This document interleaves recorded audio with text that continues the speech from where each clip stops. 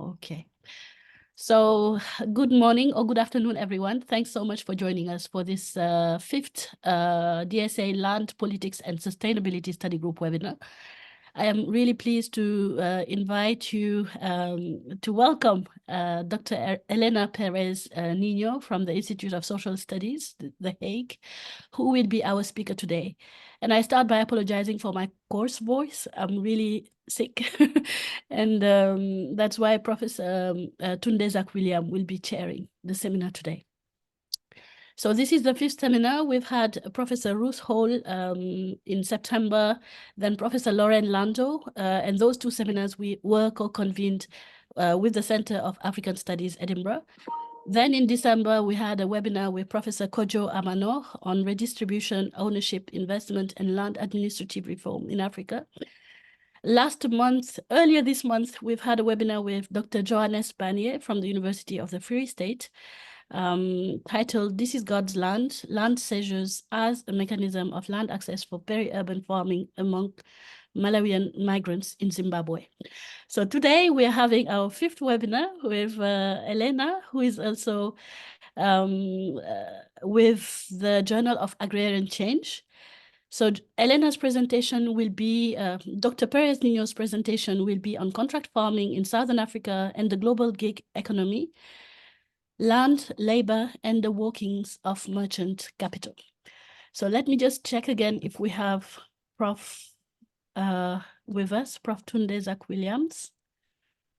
And if not, I'll just go ahead and introduce our speaker. So.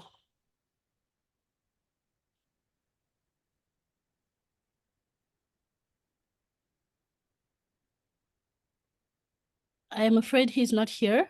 So what I will do is just go ahead and introduce our speaker, and Prof. Tunde Zak-William will be leading the question and answer session. So Dr. Helena Perez Niño is assistant professor at the Institute of Social Studies in The Hague, where she teaches agrarian political economy. Her research examines the social organization of production in agriculture and the social impact of globalized agricultural markets. Her publications explore the expansion of contract farming in Southern Africa and Latin America.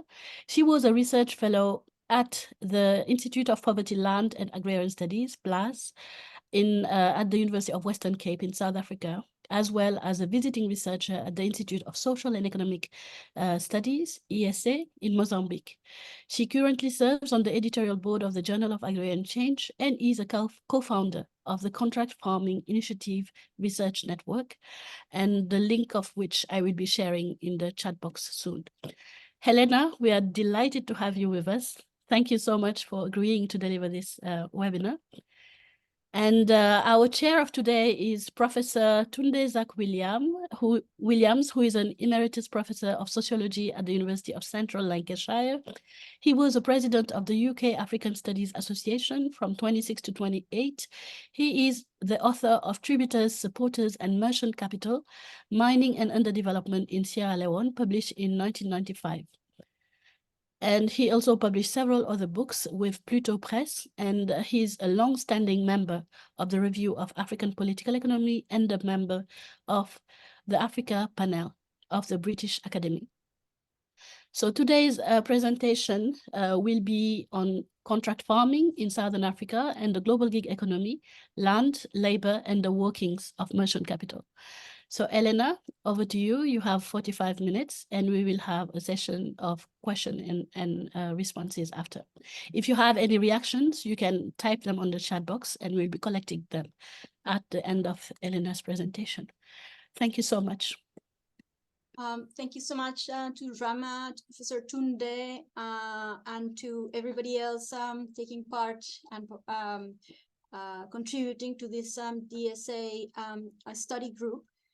It's a true honor to be here today. This is, I think, part of an ongoing conversation between different groups and different sort of like arguments within, I think, critical agrarian studies.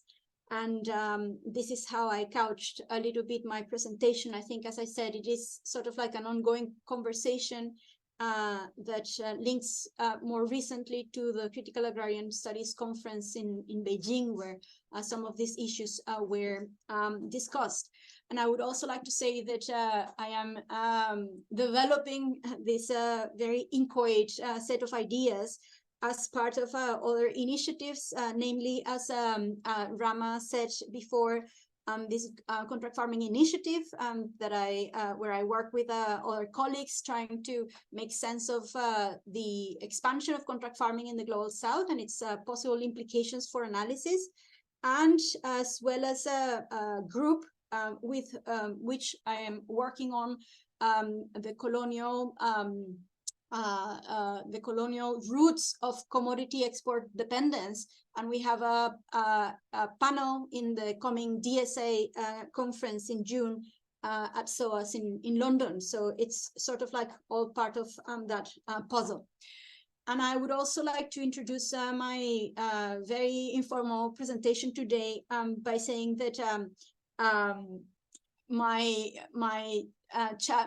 talk is a bit of proposed as a provocation, because as you will see, and you probably saw already from the abstract, I am questioning whether the land relations and land conflicts provide us the adequate lens to look at processes of agrarian transformation in Southern Africa.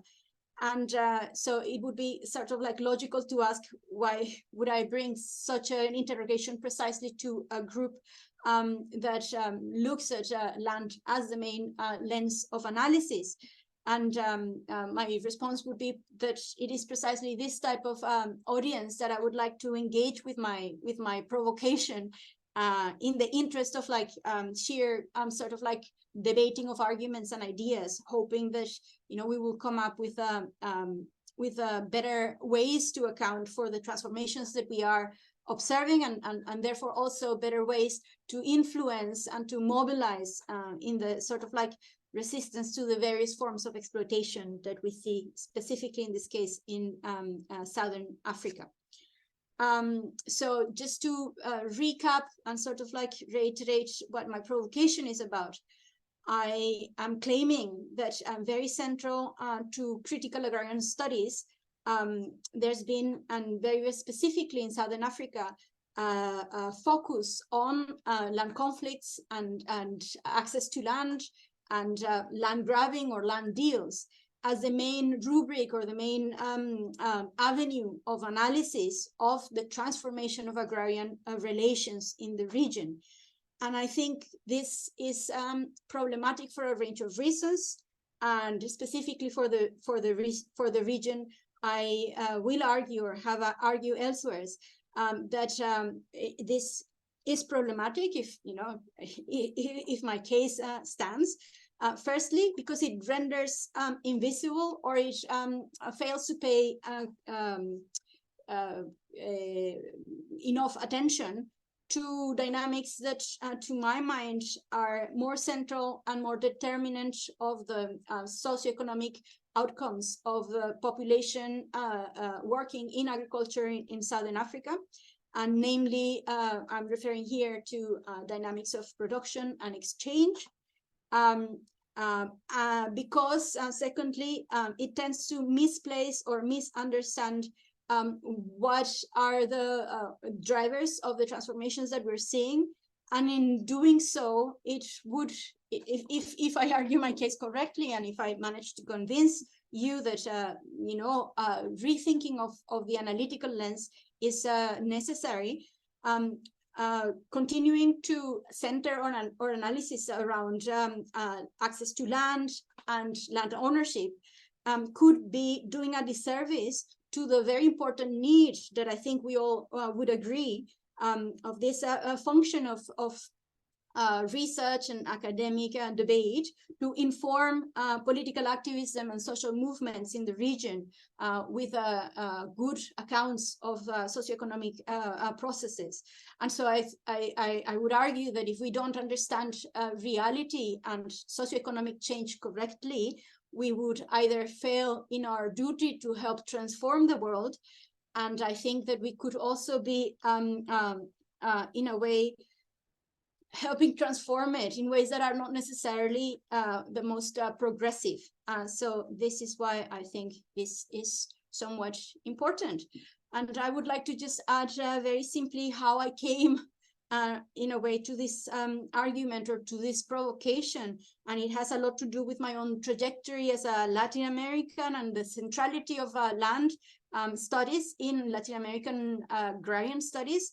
And as I engaged as a graduate student with Southern Africa, and I chose my case in Mozambique, my own PhD coincided with the heyday of the land grabbing debate, and Mozambique very prominently figuring as a very central case of argued large-scale land deals and pressure over land. But when I started doing my research, and it could be argued that it had something to do with the province where I did my research, the type of agrarian social formation that I was looking at, I did not find pressure over land or corporate pressure over land being the main sort of like preoccupation of the population working in agriculture. And so here's where I thought we were sort of like missing something, and that it was important to emphasize the need to understand these other things that we can miss if we, as I said in my abstract, look predominantly to land or simply look only at land relations. So what I'm proposing to do today is kind of like to make a first stab at this attempt to argue the case for recentering land in agrarian studies and critical agrarian studies of Southern Africa.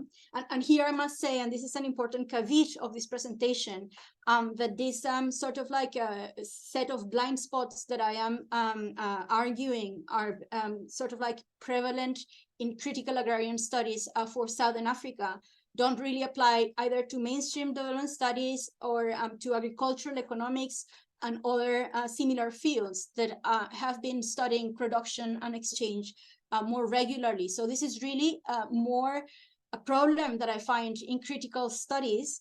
And this is why getting it or accounting more holistically for transformations is very important from a critical stance, because then we would fail then to formulate a more convincing and more validated set of critiques.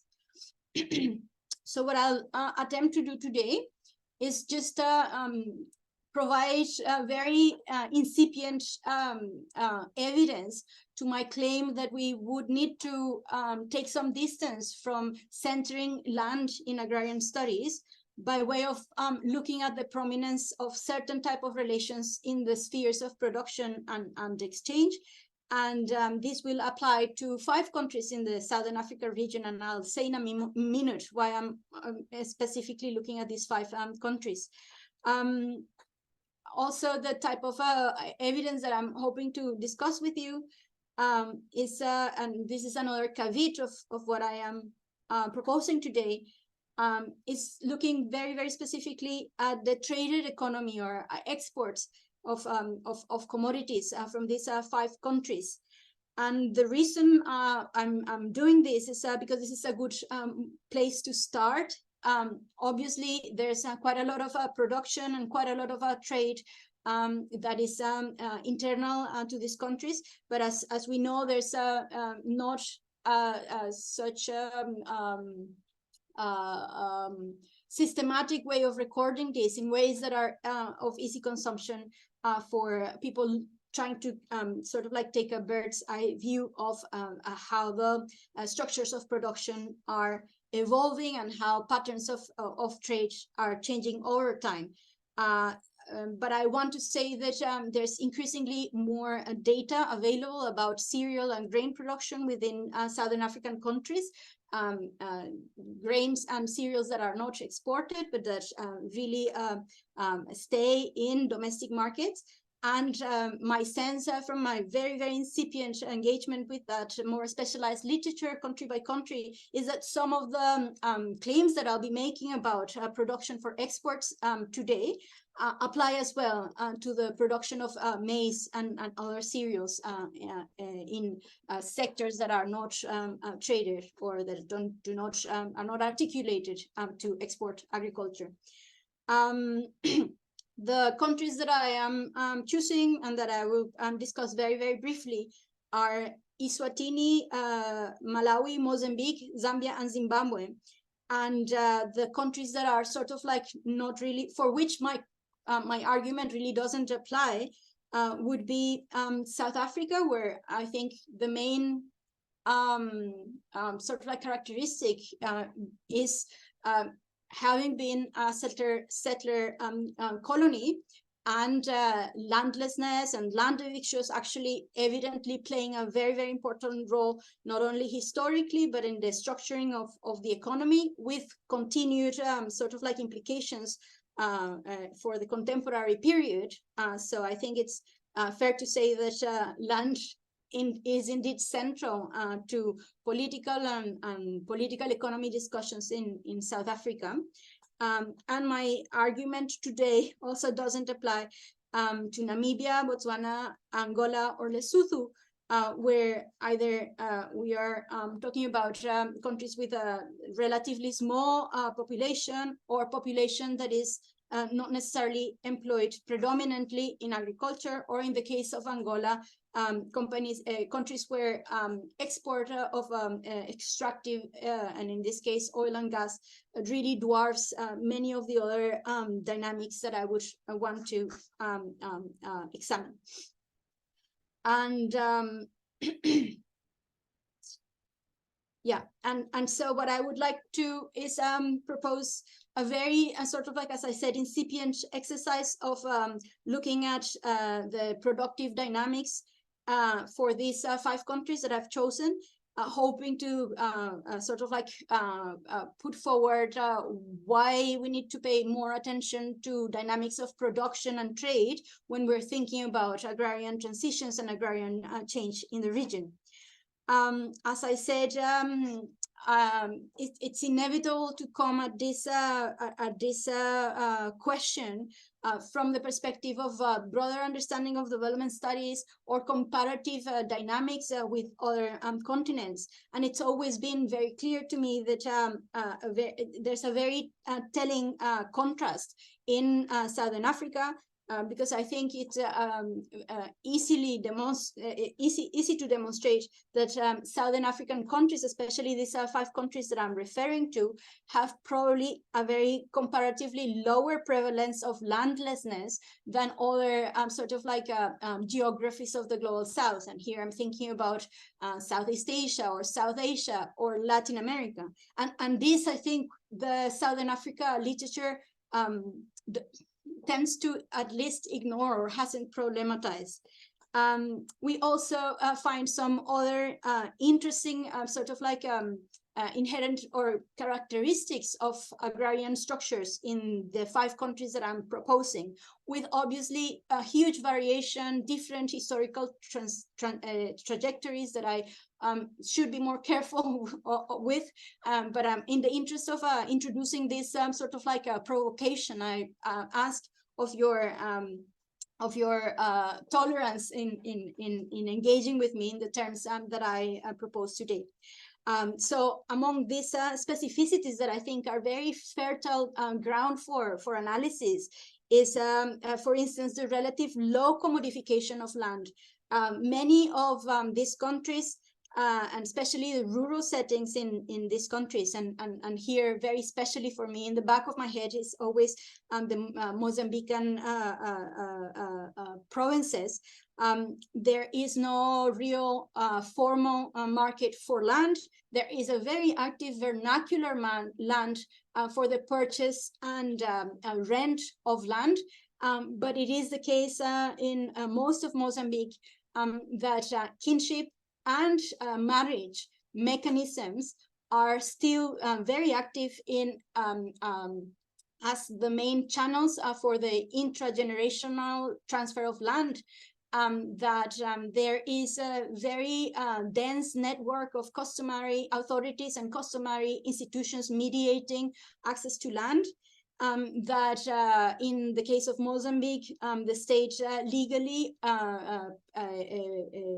proclaims itself as the owner of land, and that communities or firms or farms or individuals are have access to use rights, but are not the proprietors or full proprietors of land. So these sort of like three dimensions, I think, are important in the context, as I said, of a region where there is not a very large share of the population that is landless. And here I mean the rural population. This obviously might be changing with increased urbanization, but we are also talking about countries where there's still a very large share of the economically active population articulated to agriculture, and countries with a higher rate or higher share of the population still living in rural areas, very different to what you would find, for instance, in Latin America. So it is, I think, in a way, all of this painting a picture that I wish we spoke more about when we are discussing land dynamics in Southern Africa, because I would argue, and I think there's probably consensus that there is no very large share of a rural proletariat in these countries in Southern Africa.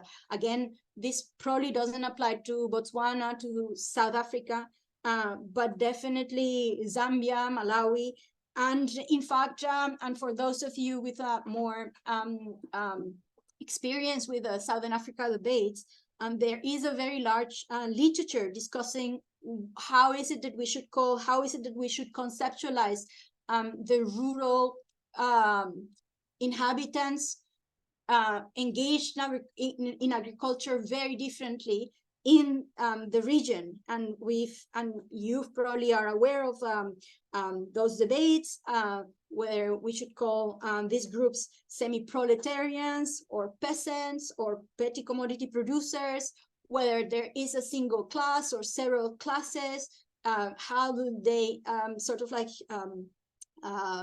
what relations exist between these groups. And there's even been a proposal that I see more people latching on about referring to the rural inhabitants as workers with peasant characteristics, which to my mind is a bit as well problematic. But I don't want to go into those debates, because I think those debates are part of like a different discussion. But what I would argue, and I think it comes nicely from the literature, and I'll show you some of the data for this, is that this sort of like frames the kind of like manifestation of the groups that are to be found in rural areas and involved in agriculture in these 5 Southern African countries. It's also important to bear in mind, perhaps with the exception of Eswatini, and I'll show it in a minute, that all of these countries have another particularity that they share with other countries in sub-Saharan Africa and elsewhere, but that is a very sort of like unique characteristic, and is this very, very large shares of economically active population employed in agriculture. That for those of you that are familiar with debates about structural transformation, you will know correlates very closely with low-income countries. But again, that's another discussion that we can have some other day. So I've included, and I'm going to now share my screen, some very preliminary some very preliminary data to compare the productive and demographic structure of these 5 countries. and I will say something about proposed typology therein. But let's go one by one so that you see what I am trying to say. So first, in Eswatini, we have agricultural exports contributing on only 30% to total exports. The main agricultural production sectors in the export sectors in Eswatini are sugar and sugar derivatives. We'll see in a moment also that in Eswatini, in contrast with the other 4 countries, there's a smaller share of the population working in agriculture. And this has to do with the very, very large prominence of the sugar and the sugar processing sector. In many, many ways, Eswatini is a bit of an outlier in the region. It has a very large manufacturing added value because it is, as we know, such a very large producer of sugar and the provider of processed sugars for a range of like soda production and Coca-Cola plants all over Africa. So this is a agro-processing sector, and therefore agriculture doesn't look as such a important contributor to exports in Eswatini. But I've added Eswatini here in this discussion because it is a very large producer of sugar.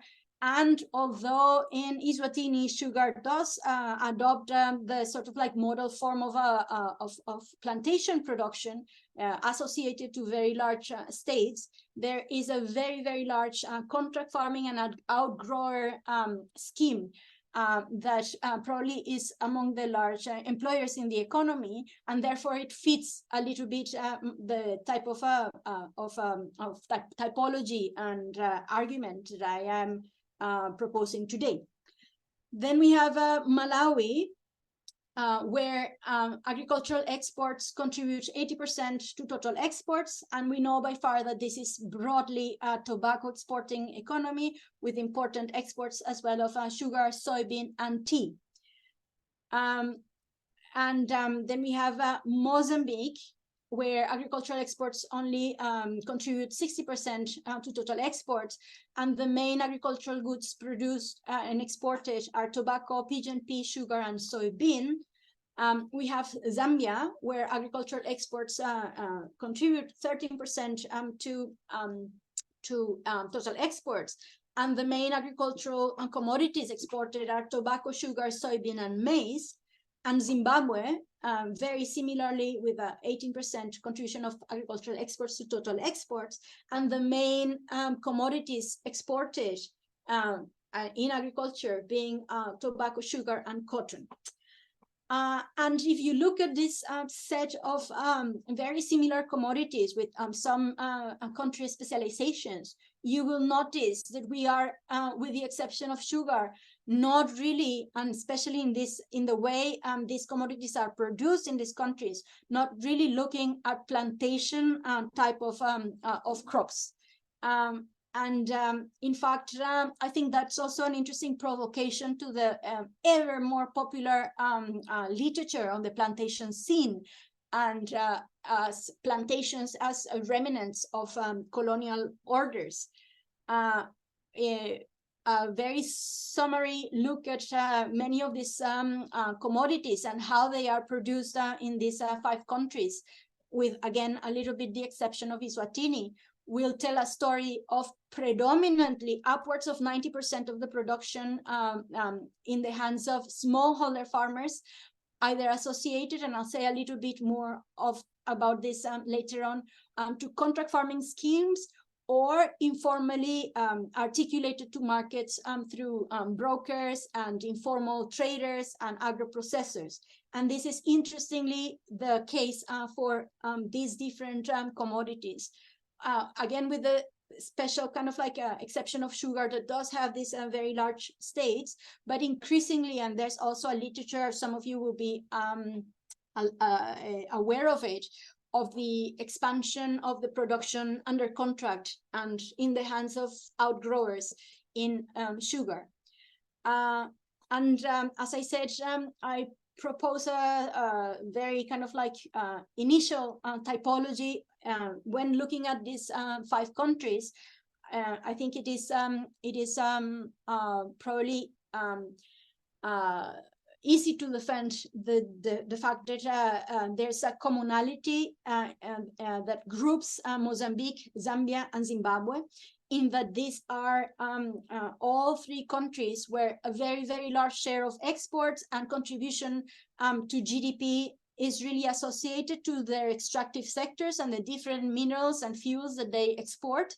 But that in all 3 cases, these are labor non-intensive sectors. And as you'll see in a moment, we have that sort of like decoupling of the structure of the economy and the structure of labor markets and employment, because in all 3 sectors, still the majority of the population lives in rural areas and works in agriculture, both as wage workers or as direct producers. And I think that's another very important characteristic of countries in the region, and a very important reason why agriculture is so central to questions such as poverty reduction or social protection, in that really agriculture provides the lion's share of rural and overall livelihoods. The case of Malawi is very similar in a way, except for the fact that Malawi is not a mineral wealthy country, and it doesn't have this extractive sector sort of like in a way dwarfing the contribution of agricultural exports. And as I said, the case of Eswatini is sort of like Malawi plus a very dynamic agro-processing sector. But that agro-processing sector is not necessarily very labor intensive. And then you have also very different rates of unemployment. I want to perhaps go into more detail on these 5 countries. But I would like to start proposing sort of like some takeaways from this first sort of like examination. But perhaps let me first show you this. Where is it? It's not here. Where is it? I seem to have misplaced my slide that had the share of the population in agriculture. But let me then say it out loud, because I have it here written. So as I said, in Eswatini, the sugar sector is not extremely labor intensive. And so the population in the share of agriculture among the economically active population is only 12%.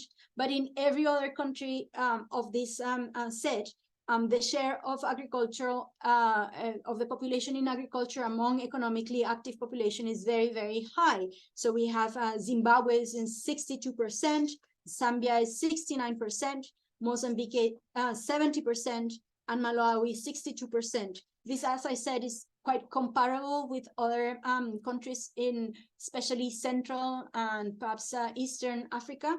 But definitely not similar to countries in Latin America, for instance, where you would have fewer than 20% of the population engaged in agriculture.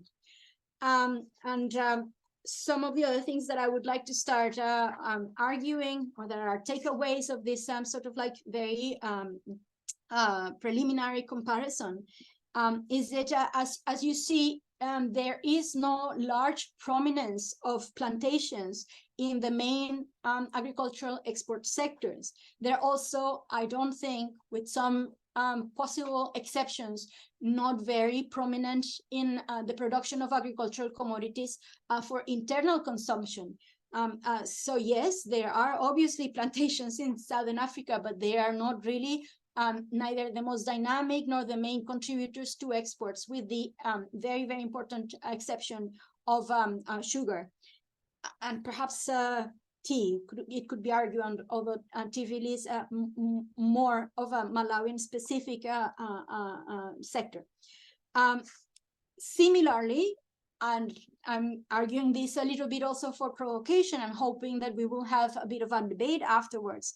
From the data that we have, and here we're looking at the data. It's not cadastral data, but it's data about production and trade.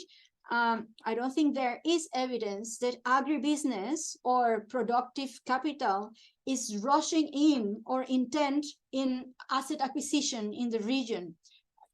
As you saw, all these sectors that involve arguably a large share of the agricultural population, with probably the majority of the agricultural population working either on their own account or as wage workers for others in grain and cereal production. But as you've seen here, these are not sectors where agribusiness is intent on vertical integration. You don't see this, the traders that buy the tobacco, that buy the soybean, that buy the pigeon pea, that buy the maize, buying land, but more interested in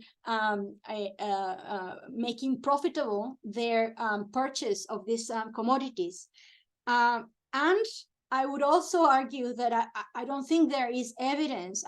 I may be wrong, and I think obviously more work needs to be done. And you know, it's a bit facetious of me to propose this for discussion at this sort of like very high level of abstraction, and with, you know, in a way contravening our preferred mode of argumentation, which is the case study and sort of like micro evidence based. But there doesn't seem to be evidence of a very rapid process of land concentration. It is happening precisely because the dynamism of producing these commodities will inevitably create some social differentiation, some producers that employ others, so class differences will tend to become more acute, and some producers, whether they start from a small scale or medium scale, that as they grow will need more land and will attempt to gain access to more land. But insofar as we are also not seeing a revolution of yields or mechanization, we're not seeing, as it is indeed or has been historically the case in other regions of the world, a very large or accelerated process of land concentration, and the corollary of it, which would be the very rapid dispossession and rapid growth of a sector of landless workers or rural landless inhabitants. In fact, here, I think this idea proposed many decades ago by Henry Bernstein probably still holds, and this the idea of a lot of rural dwellers in Southern Africa having access to some land broadly and mainly through this kinship or marriage mechanisms, but being, and that's the concept, too poor to farm. So not being able to incorporate that land profitably into their, as their main source of livelihood in production. And so some of them probably finding informal employment or seasonal employment or casual employment with neighbors or producers of these commodities or other commodities traded domestically, and or farming as a complement to their livelihoods, but probably a lot of them not being able to survive on their farming alone. And I think there's a good consensus in the literature about this.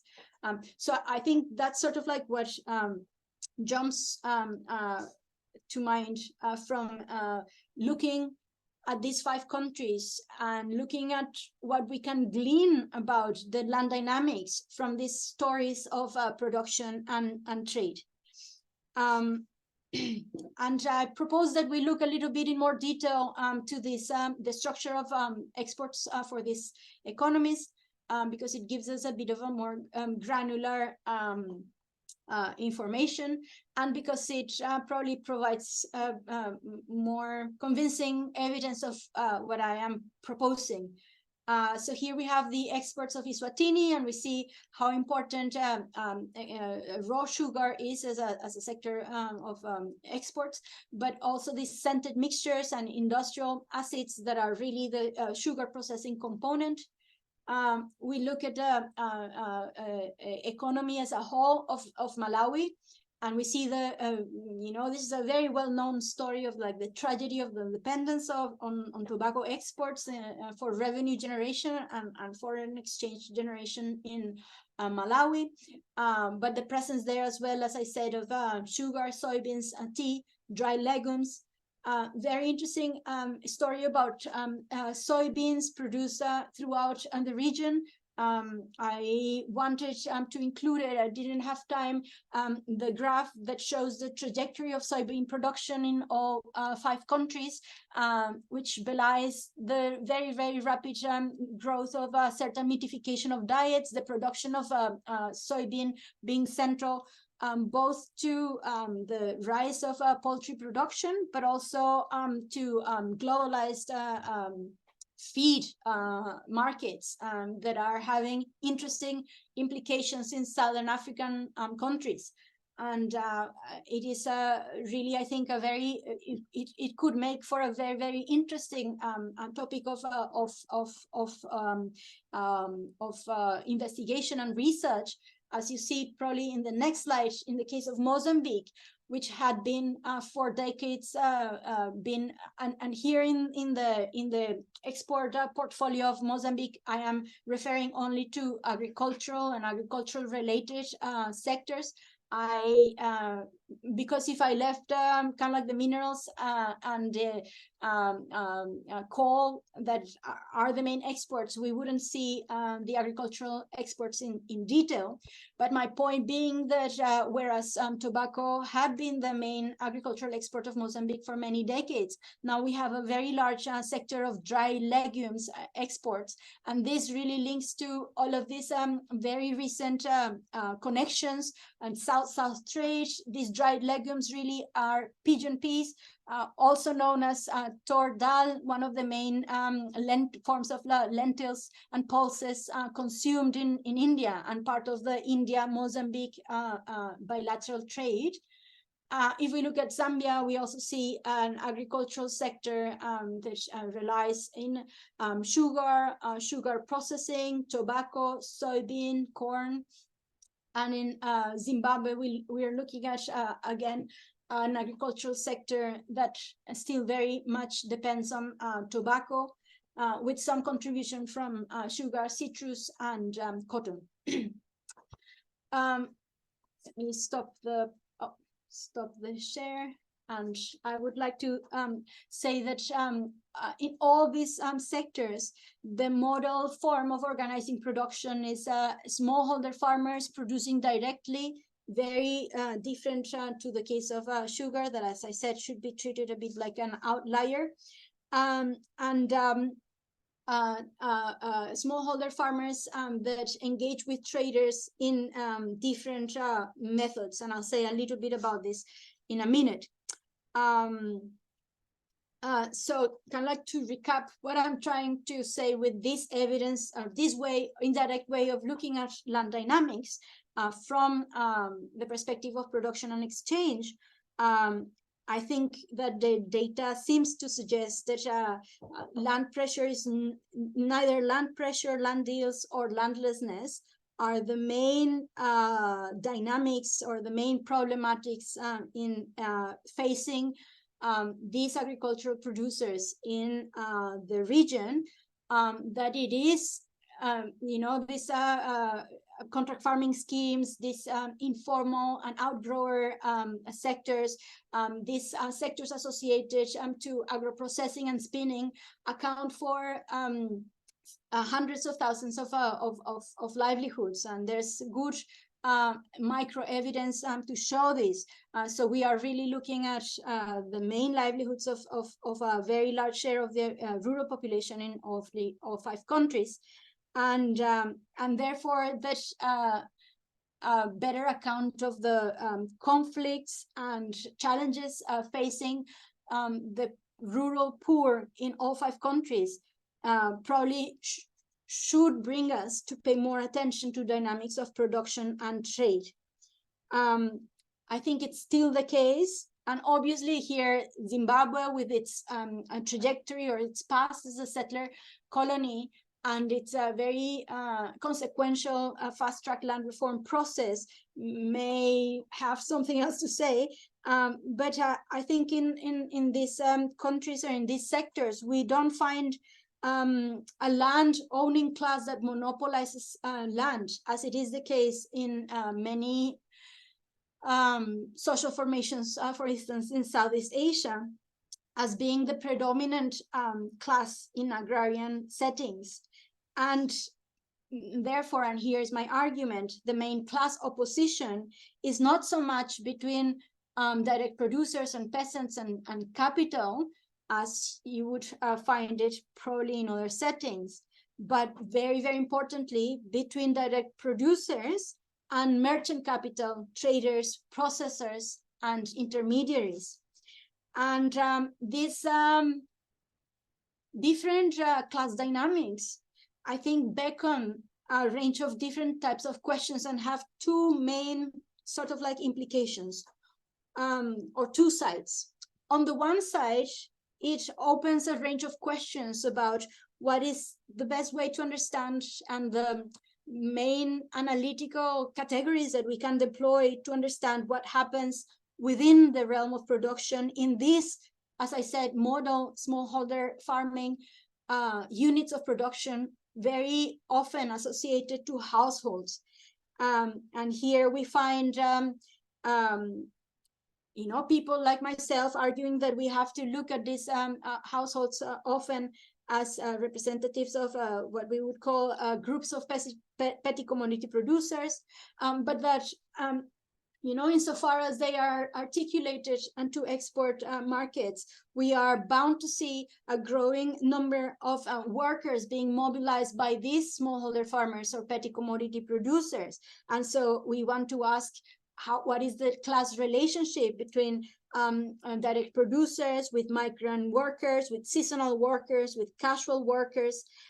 What dynamics of exploitation that are, to my mind, at least in the tobacco sector in Mozambique, is very much self-exploitation, the intra-household exploitation and dynamics of exploitation between husbands and wives and unpaid household labor. But also the exploitation of these people in the region that are too poor to farm, or that perhaps have become landless already. And this is where I think there is a need, and a need parangon, a need parallel with the gig economy. And these are social groups that have not been, or whose articulation to markets is not predicated in their loss of the means of production, but on the contrary, in their retaining the means of production, because they're not articulated as workers, but as sellers of commodities. And in that sense, I think there is a neat parallel that can be made, let's say, between an Uber driver who owns a car and is articulated as the seller of a service, and contract farming who owns land and is articulated to markets as a seller of commodities. Therefore, I think that some critiques and some analysis of the gig economy apply to agriculture in Southern Africa. Here it is important, therefore, to, and again, very much in contrast and comparison with those proposing the rubric of plantation scene, or the rubric of capital exploiting peasants in Southern Africa, instead to pay a lot of attention to the fact that this type of encounters, in this type of encounters, capital is not, or there's no evidence to suggest that capital is intent on dispossessing these direct producers, but instead it is intent on exploiting and extracting as much surplus value as possible from these encounters. And very, very importantly, capital, and this capital, which is merchant capital, is not productive capital. These traders, these processors, these agro-processors, these mills are not intent on employing these producers as migrant or as workers, but in remaining less regulated, less obligated vis-a-vis the workers by engaging them as producers of commodity. And that opens, I think, a range of questions, because it is a bit of a different way of engaging with what's happening in rural Southern Africa. All of this I would have to kind of obviously demonstrate with data. So as I say, this is my initial provocation. So as I said, this opens a range of questions in the side of production and what happens in this what happens inside these producing households and between households, and the sort of like discussions about the range of class relations happening on the side of production.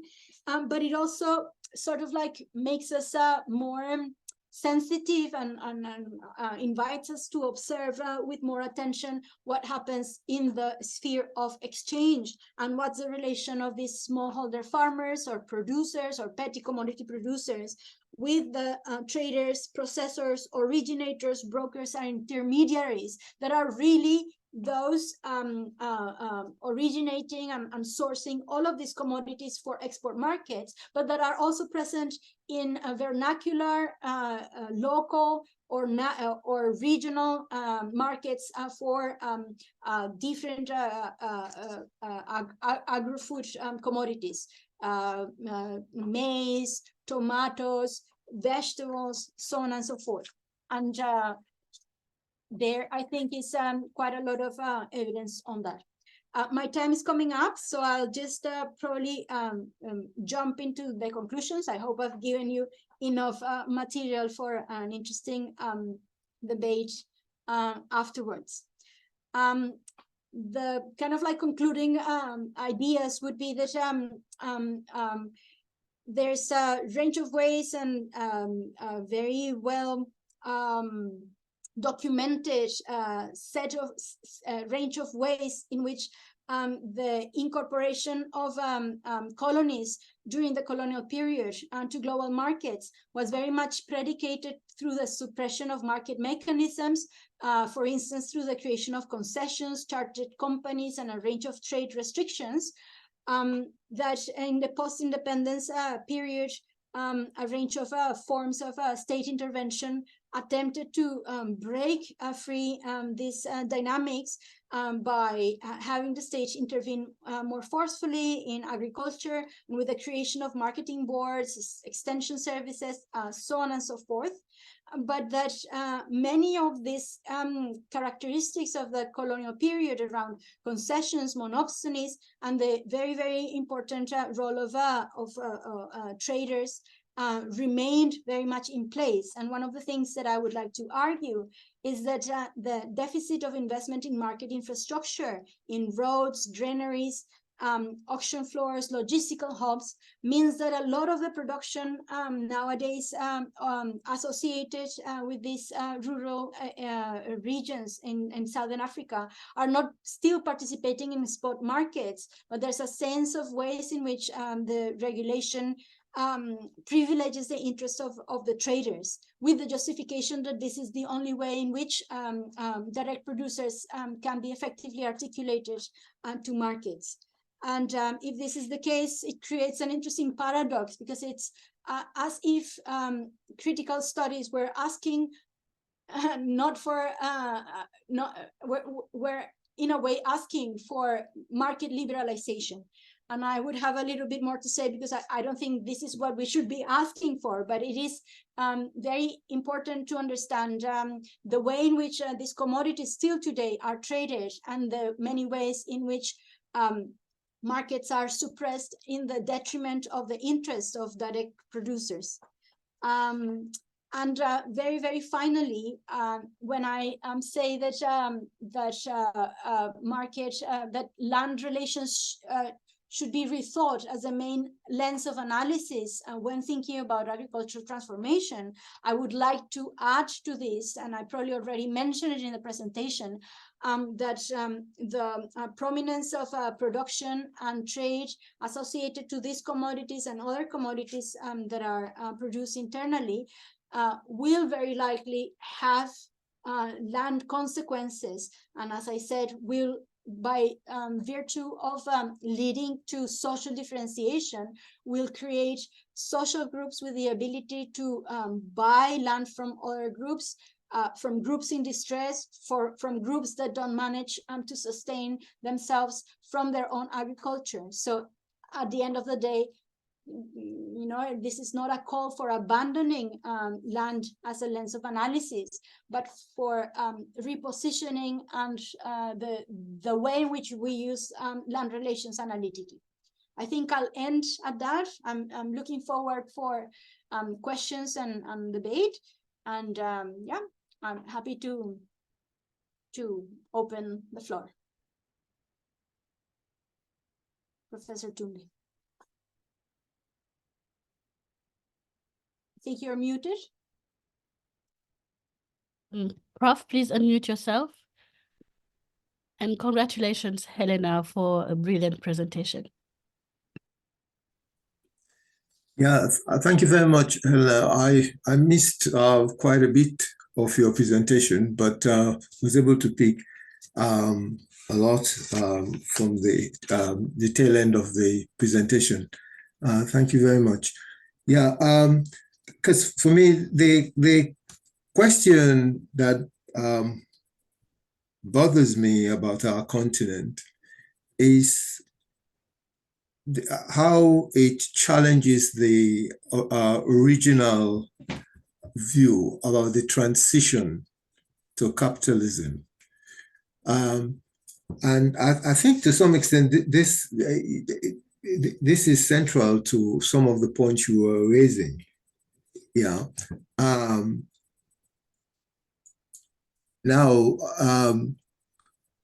the basic argument is that production would trigger this transition to capitalism. My own work initially was on diamond mining, and it was mainly in Sierra Leone.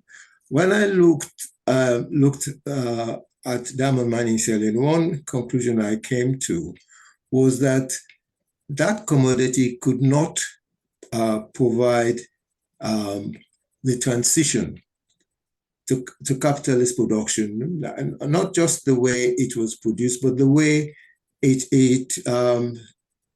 was appropriated by the ruling group. And as I listened to you, I could see that has not changed. These are some of the points you're trying to bring out. I mean, the question I want to ask, well, what's the future for African producers if the transition to capitalism itself is stalled? Yes. So how do socialists like perhaps you and I, what do we start talking to young people about? You know, how do we move forward? Sure. I mean, it is far from me, especially as a non-African, to have the expertise to answer such a difficult question. I think also my thinking about this has been changing recently. I was of a school of thought and come from an intellectual trajectory that puts a lot of emphasis on transitions to capitalism and the penetration of capitalism in African and Southern African economies. I even teach my students, and I really make a lot of emphasis on this, that the region is quite unique in that labor was commodified before land. And I'm a firm or I think I have enough of awareness of land relations in at least the province where I do my most of my research in Mozambique to say that that land hasn't been fully commodified, which is in a way a protective factor for direct producers and agricultural rural population in parts of northern Mozambique, so that the penetration of capital was quite different, or the forms in which the penetration of capitalism had from the 17th and 18th century onwards in Southern Africa are very, very different from the manifestations in other regions of the world, with this very rapid commodification of labor through chibalo and other forms of forced labor that were also central to West African agricultural development. So I was very much convinced of that the process of the expansion of relations of capitalism and marketization and commodification was very early on completed in Southern Africa. You know, the regions where I've done research were very much captured in commodity relations by the end of the 19th century. So even before then, places in Latin America, especially through the mobilization of forced labor, through the importation and exportation of commodities.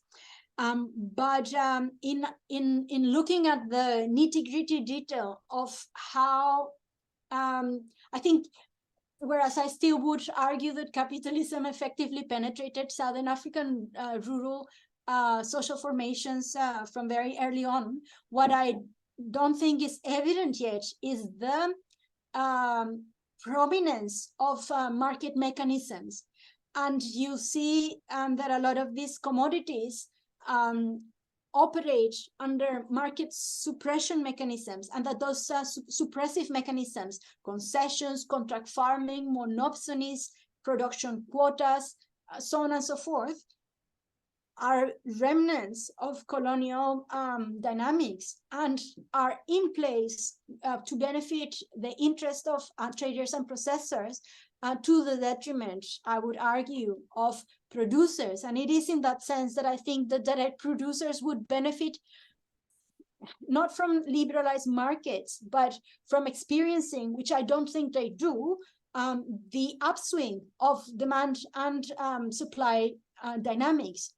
So to give a very simple example, because these commodities are not traded in open markets, when there is a poor harvest, the direct producers rarely benefit from higher prices. So they have to, direct producers have to absorb all the risks and costs of production. They have to exploit others or exploit themselves in the production of these commodities, but they don't benefit from the participation in these markets because of this range of market suppression mechanisms that are in place and that are very characteristic of commodity production in the region. Yes, thank you. That's an interesting answer. Because I think we still believe that the transition from economic backwardness to socialism would be easier, but of course that's a myth. Yeah. Okay.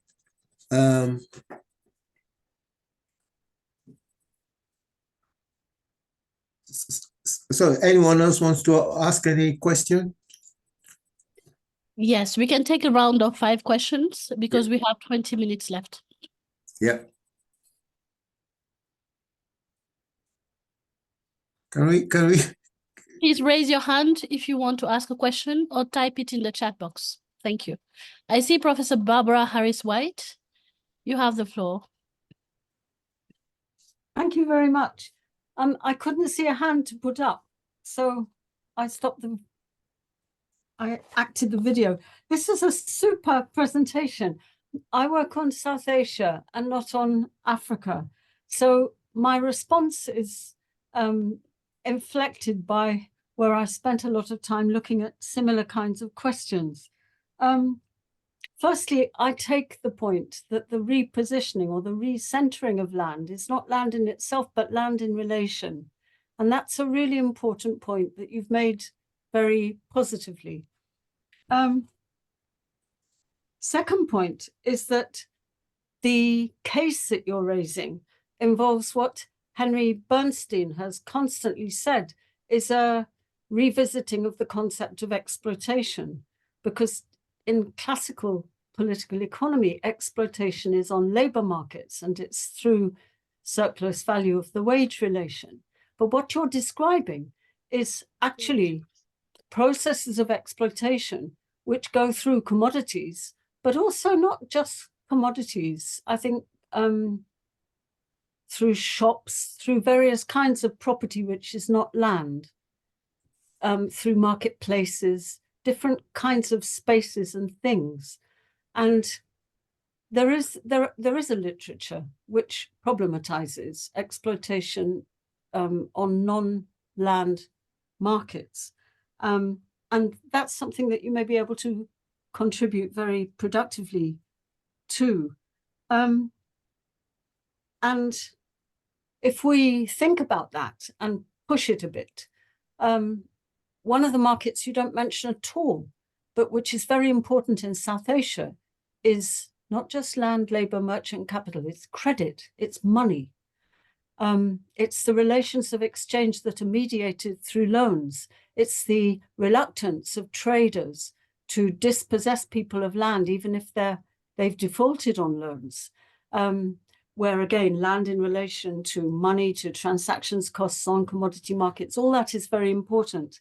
So I think that into your nexus of non-labor markets, do think of putting in finance and credit. Right at the end, you talked about the irony of somebody bedded in critical agrarian studies thinking about liberalization of markets as being progressive, but we have to think these unthinkable thoughts. And if you do that, you realize that no market is free. All markets are instituted. And so that is also tipping you into another set of questions, which are not, it's not a criticism that they're lacking. It's just a way in which your argument can be pushed forward, which is, how are these markets instituted? How are they regulated? The first transaction between the producer and the trader, what goes on in those relations? In South Asia's big literature on interlocked contracts. I don't know whether it's at all relevant to African conditions. I suspect it isn't, but the question is relevant. And the duality that you invite us to think in terms of between the export markets and the internal markets, for which there's so much less data, may actually indicate different range of exchange relations at that first point, but also inside the stork's nest of a marketing system, which is inadequately portrayed as a ladder in supply chain and value chain. And the last thing, I was really intrigued by the time that you spent and the care that you spent on disaggregating and presenting us with the range of export commodities from agriculture, how they differ between countries. And I just wondered whether there's any mileage in thinking about the thinginess of each commodity, the combination of physical characteristics and cultural loadings and social weightings of what they mean. And the interesting question for political economy is whether the combination of those physical characteristics, say perishability in the case of tobacco, actually has an effect on contracts and on market structure. Because I think that's something that nobody in economics knows how to investigate. And it's really up to people who have broken out of the straitjacket of economics to push forward. But I think there's quite a lot to be discovered and theorized there. Anyway, thank you very much indeed. Can I respond? Maybe let's take 3 more for the sake of time. Thank you so much, Prof.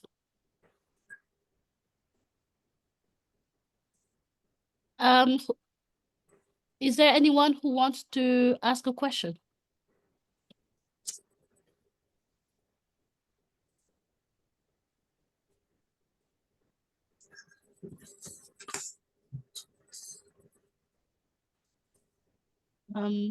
So maybe Elena, please go ahead. Yeah, thanks. I'm just very grateful that I didn't realize Barbara Harris-White was in the audience until you raised your hand and asked your question, because otherwise I would have been terrified. As you know, you've been a huge inspiration for a lot of us thinking about merchant capital and the role of markets. And I think, you know, I owe to you having understood the difference between appropriation and surplus extraction in this realm. So I think, yeah, I'm happy that I didn't realize this earlier. You're absolutely spot on. And these are sectors that I have been thinking about for a long while and have only realized things about them in rethinking and sort of like revisiting some of these relations.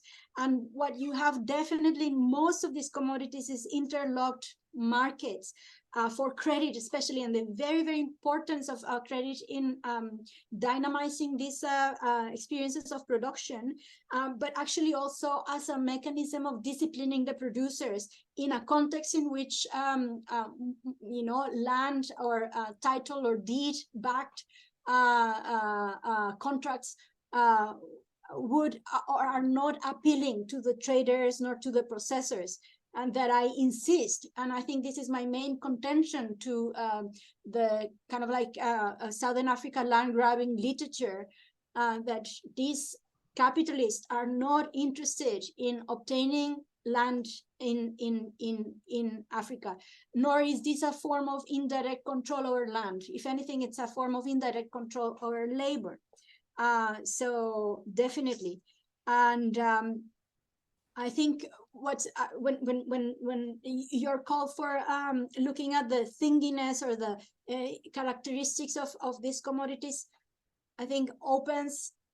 And I wish, you know, people starting their PhDs would be more interested in Southern Africa as a region to study precisely these relations, because they're so intricate and so fascinating. And in my very kind of like initial survey of the literature on monographs on these commodities, what you pick up is all these relations, no, around perishability, around agricultural regions and how far away they are from granaries, from mills, from places of processing, from places of transshipment, of the labor intensity of the production of many of these crops, of the reasons why in some crops auction mechanisms exist and in some they don't, in the social forms that and social means or mechanisms that traders have to reach producers in specific sectors in specific regions, in what goes into determining whether the trader picks up the produce from the farm or the producer is supposed to bring the produce to a centralization place. So I think there's quite a lot of fertile ground for new research that really tells the story of agricultural and agrarian transformations in the region. And this is why I think that hammering on and on about regions like Mozambique being broadly understood through the lens of land grabbing is distracting us from these very important questions. So I'll just take some of your questions, which I find incredibly interesting and generative for developing further my argument. But thank you so much for your comments and suggestions.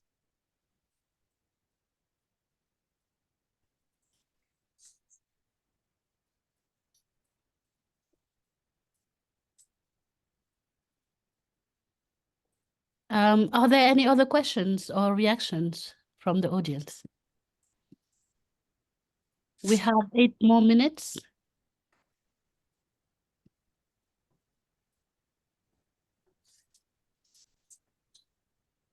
I guess if I'm given the opportunity to wrap up the discussion, and since there's no other questions, I would want this presentation to work indeed as a provocation.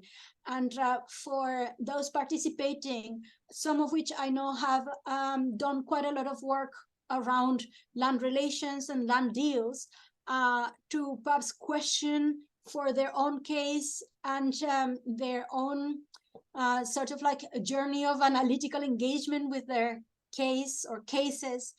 To what extent centering land property, land relations, land deals as the main rubric of analysis of agrarian change is, what is it helping them to observe, and what may it be concealing?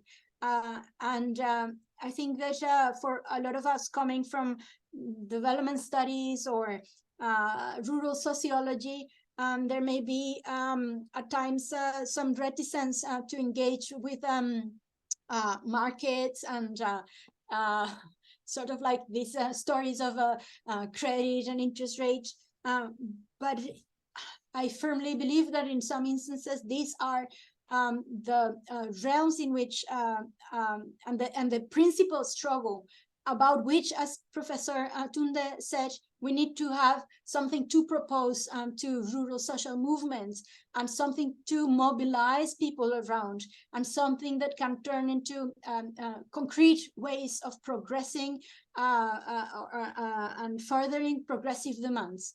And obviously it's very intuitive to think that securing access to land and protecting the existing access to land is a very progressive demand.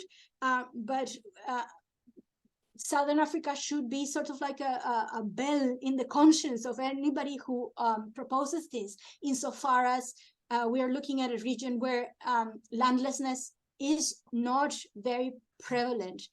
And however, we find these very creative and incisive ways in which capital can still appropriate the surplus value and exploit Southern Africans in ways that are not necessarily mediated by land relations. That would be sort of like my invitation and my closing remark. You're muted, Rama. I have a quick question, which is also maybe moving us to policy implications. So do you think then the focus should be on, the ILO agenda of decent labor, etc.? What are the policy implications of moving from a land-centric type of analysis to focusing on labor dynamics, especially in the gig economy, which is really difficult to regulate? Absolutely. As a Marxist, I am a bit always skeptic of policy recommendations, but because I'm not in the business of making capitalism more sustainable or more, if anything, accelerating the process of bringing it down. But I do think we need to think in Leninist terms of what is to be done, right? And I think the most powerful contribution of critical agrarian studies has been to put at the center the need to transform the world, not just keep on debating modes of production and very abstract categories. But I think we, more than a policy recommendation, I would think it is very urgent to call for a shift in our conception of critical scholarship on agrarian change, especially in sub-Saharan Africa and in Southern Africa, to think, for instance, what is the cost of centering this protection of the relation between direct producers and land as the main, and as I said, for instance, a lot of the emphasis, the policy emphasis during the period of market liberalization went on to provide extension services, or to replace marketing boards with contract farming schemes, and creating enabling conditions for investors, which were for the most part really traders, to penetrate the Southern Africa rural sort of like areas, and calling instead for states to more forcefully rethink ways of bringing granaries, marketing outlets, price regulations back into commons, and to rethink how markets are structured in ways that are neither bad for dynamism, but also not inherently exploitative. I think there's a lot of room there for creative demand formulation. And yeah, but that requires us to understand the workings of domestic and external markets in Southern Africa. So I think it's money better spent if we do that, than if we sort of like keep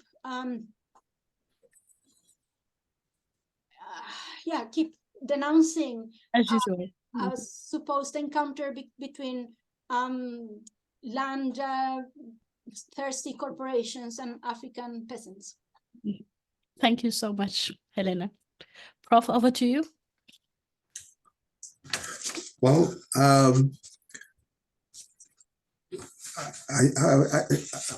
I missed some of your lecture, but that bit which I picked up, I thought was most inspiring. Yeah, and I really want to thank you for that.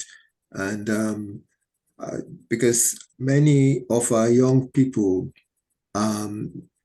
these days tend to misunderstand what the problem is, and of course thinking of the solution. Yes, so I was quite delighted to have heard your contribution, and I want to thank you very much for a wonderful lecture. Thank you very much. No, thank you all for this opportunity. Thank you so much, Helena, and we are really looking forward to hearing more. You've left us wanting to hear more. This is really promising, and yeah, really looking forward to seeing the final outcome. And yeah, thank you so much. And for our guest, I would just want to remind you that our next seminar of February will be on the 12th, and I will be delivering it.